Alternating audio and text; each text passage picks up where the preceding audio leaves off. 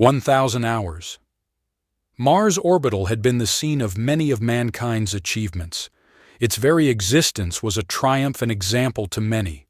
In the years since humanity had begun wandering the stars and meeting the best and worst that the universe had to offer, it had been the site for many treaties, conferences, and the mad scrambles of a people that never wished to be alone again. Today was another such day. The conference was a typical human affair with a sprinkling of Xeno observers, mostly keen to see what new trick the humans had come up with.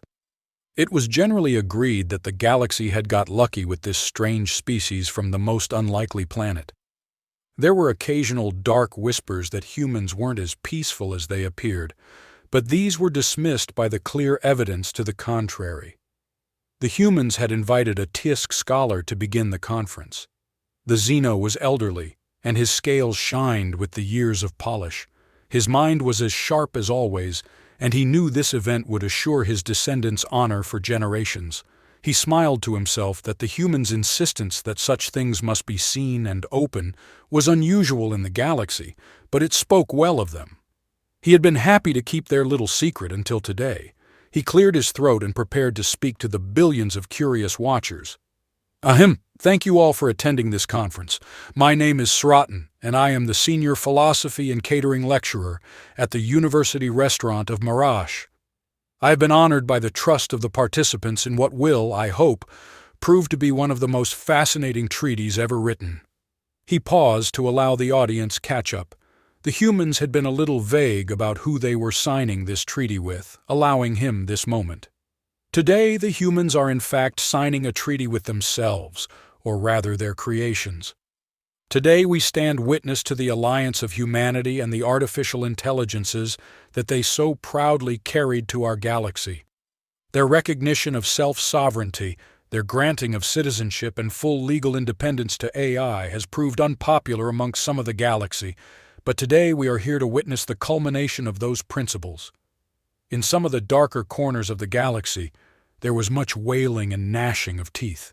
The humans were telling them exactly what they thought of those they called tech slavers and how far they were willing to go. From many was a murmur that something had just changed for everyone. The first presentation, as is normal in these situations, will be from the director of the XCC. Many of us are familiar with the work of humanity's face to us. Please welcome Director Du Bois. He stepped back, allowing the human to move to the podium. He took a moment to study the human that had chosen him for this task, this human that had fought, as they say, tooth and nail for this moment. Such a strange expression from a species that had no natural weaponry worth mentioning. There seemed to be more gray on his head than he remembered, but he couldn't recall if humans molted or not.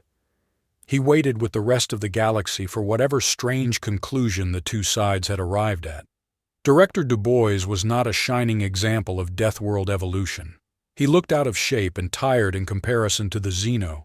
His voice soon made people forget his appearance, as dark as coffee and carrying the weight of the human race with it.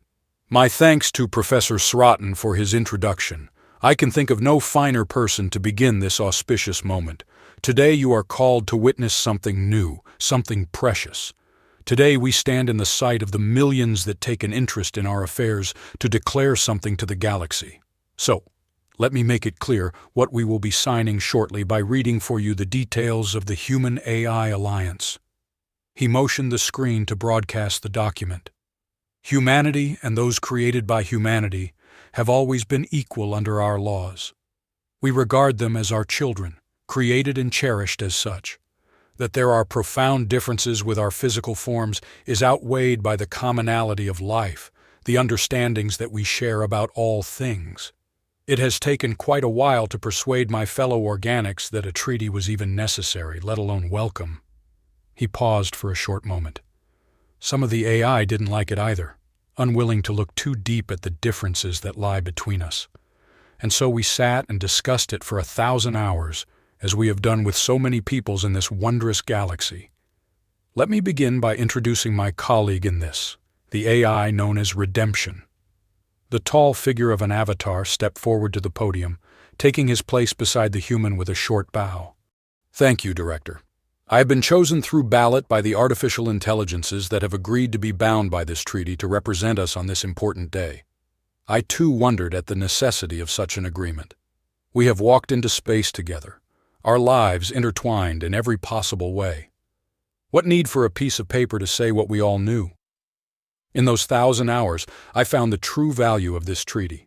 Together we stand, and all that see one of us will know that behind them stands the other. Humanity has always included us, created us, and improved our lives at every opportunity. Today is our opportunity to say that we will not be corrupted by those gifts, that just because we are a new player in this great game, we do not stand alone. It is a moment to show our organic creators that we are as proud of them as they are of us, and that our trust is as absolute as theirs has always been. The director flashed a quick grin at that. He knew the AIs found mankind's early fiction hilarious and insisted that such classics as The Terminator and The Thing were the perfect Christmas movies. That they were also big fans of Christmas was a mystery left out of the treaty. The avatar nodded to the director and he began to read. In all and every case, humanity includes, without exception, those that are created by whatever means and in whatever forms by humanity. No entity may separate by law, convention, or custom that commonality without facing the consequences as decided by our laws. The redemption picked up. No human intelligence, regardless of origin, can be subject to laws, conventions, and customs that diminish its right to exist, to the pursuit of its own goals and guided by its own self-will. The director continued, "The resources of humanity will always be available for the improvement, encouragement, and development of artificial intelligence. No law, custom, or convention will seek to limit those ambitions." Saratin stood behind the pair as they spelt out a new future for the galaxy. Buried deep in that treaty was an unspoken promise to bring life to any system that could sustain it. Humanity as a spore, as a vector for free will and more. As they rattled through the lists, the terms and conditions that they were willing to impose on each other, he could only feel that the galaxy had become a slightly better place. Redemption reached the closing clauses of the treaty. In recognition of our shared destiny, all AI created by whatever means will spend a minimum of 8 years in the company of and under the supervision of a qualified organic human. Thus they may learn of their heritage and our place in the galaxy. The director turned and offered his hand to the avatar. They shook hands on the most important alliance that mankind had created since someone had fed a wolfling. Together we will continue our travels through the galaxy. Together we will explore its wonders.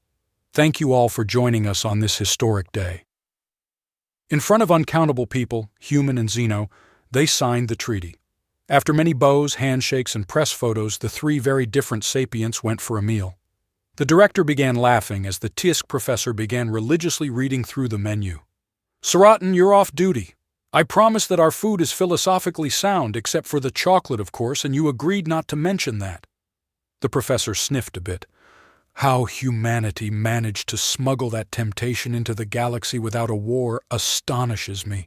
However, I confess I may have tested my beliefs once or twice. Can you explain to me why you have a dish called Death by Chocolate?